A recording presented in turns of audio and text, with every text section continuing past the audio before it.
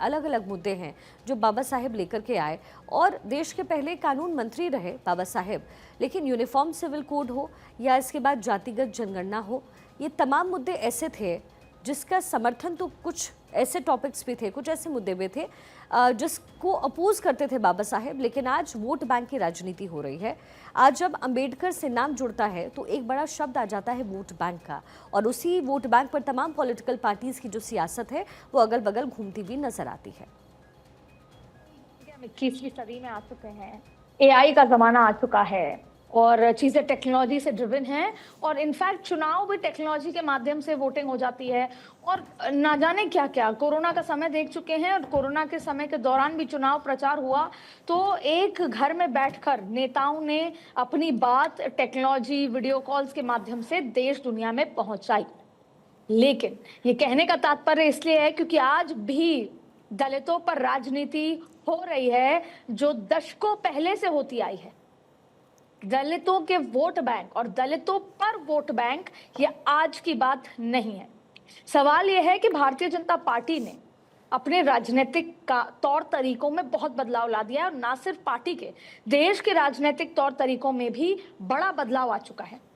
लेकिन सबसे महत्वपूर्ण बात यह है, उसके बावजूद भी आज जो ये कमंडल मंडल की जो पॉलिटिक्स है ये आज भी हो रही है। अब ये क्यों हो रही है इसको समझ लेते हैं।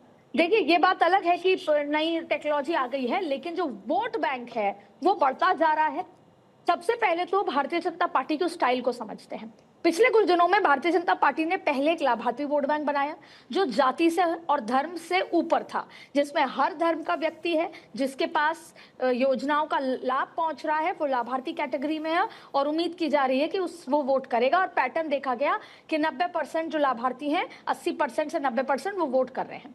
दूसरी बात की गई कि कैसे हिंदू कंसोलिडेट हो, इसीलिए बात ये कही जाती है कि हिंदुत्व पे राजनीति होती है, तो देश में पूरा हिंदू कंसोलिडेट करने की कोशिश की जा रही है। लेकिन 2024 ने वो पिक्चर बीजेपी को दिखाई जिस पर आज राजनीति हो रही है।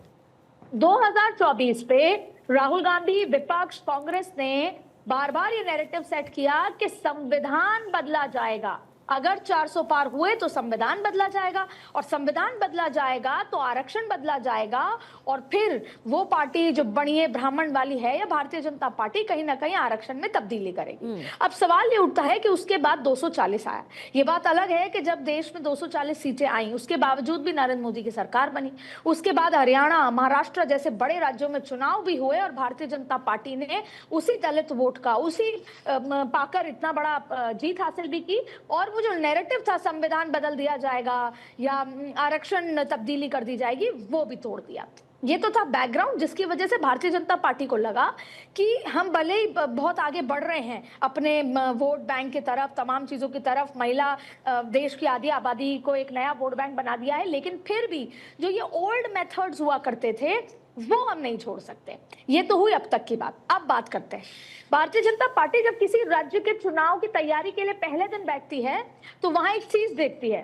फर्ज कीजिए केरला का जिक्र करते हैं, केरला में कौन से बड़े धर्म या जाति के लोग हैं ये तय किया जाता है। तो भारतीय जनता पार्टी ने पिछले केरला के चुनाव में हिंदू को कंसोलिडेट करने की कोशिश की, और मुस्लिम वोटर्स के साथ भी अलग अलग तरीके से, जो गरीब मुस्लिम थे उनसे बात करने की कोशिश की। लेकिन यहाँ पे ये देखा कि जो हिंदू हैं वो कहीं ना कहीं लामबंद नहीं हुए, जो भारतीय जनता पार्टी चाहती थी मैकेनिज्म और स्ट्रैटेजी के लिहाज से। इस बार भारतीय जनता पार्टी ने वहां पर एक बड़ा तबका है क्रिश्चियन वोट बैंक का, जिसको टारगेट कर लिया है। कांग्रेस ये बेहतर तरीके से समझ रही है, इसको लेकर चिंता भी है। फिर चलिए हम जाति की बात करते हैं।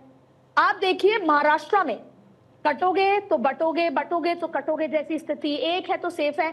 ये हिंदुत्व पर वोट बैंक तो हुआ, राजनीति तो हुई, लेकिन फिर भी माइक्रो मैनेजमेंट के लिहाज से जितने भी एससी वोट बैंक था, एक बड़ी संख्या के एससी वोट बैंक, तो जो बुद्धिजीवी थे, जो बड़े पॉलिटिशियंस थे एससी के, उनको भेजा गया और अंडर द कार्पेट रात को 20-20 लोगों की पंचायत हुई, कभी 100, कभी 80, कभी 100, 150, 220, और पंचायत में ही उनको बताया गया कि भारतीय जनता पार्टी आप लोग को क्या दे सकती है, आप लोग के लिए क्या क्या करेगी, जी बच्चों के लिए क्या करेगी। और देखिए आप, महाराष्ट्र की जीत जबरदस्त जीत थी।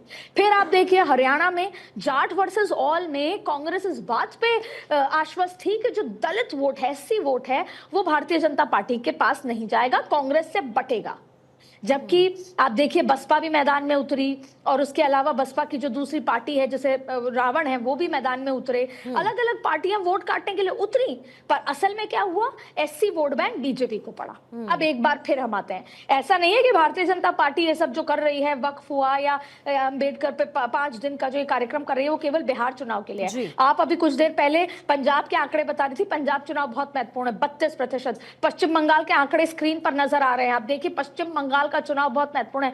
अगर यही 16% एकजुट होकर बीजेपी को वोट कर देता है तो पूरा का पूरा गणित बदल जाएगा। फिर आप देखिए कि वक्फ के लिहाज से जो पासमानदा और जो वोरा मुसलमान हैं पश्चिम बंगाल के, वो अगर बीजेपी के साथ आते हैं तो कैसे मैथमेटिक्स बदल जाएगी। बैक टू जो आज अपना टॉपिक है कि भारतीय जनता पार्टी दलितों की जो राजनीति कर रही है, हम 22% वाले बिहार पे ही चलते हैं। आप सोचिए, बिहार में एक तरफ तो हिंदुत्व वाली इमेज तो है ही, लेकिन क्योंकि बिहार है वो, और बिहार से ही मंडल कमंडल की राजनीति, आप खुद बिहार से आती हैं, आप जानती हैं कि वहां पर जाति पॉलिटिक्स कितना महत्वपूर्ण है। तो वो 22% में से 18 से 20% भी भारतीय जनता पार्टी, 16% भी भारतीय जनता पार्टी अपने खेमे में लाने में अगर कामयाब होती है, तो आप देखिए कि भारतीय जनता पार्टी मुख्यमंत्री किसी को भी बनाए, लेकिन सबसे बड़ी जीत उसकी होगी। और अमित शाह ने डंके की चोट पे एक बार नहीं, 2 बार नहीं, पटना जाकर भी,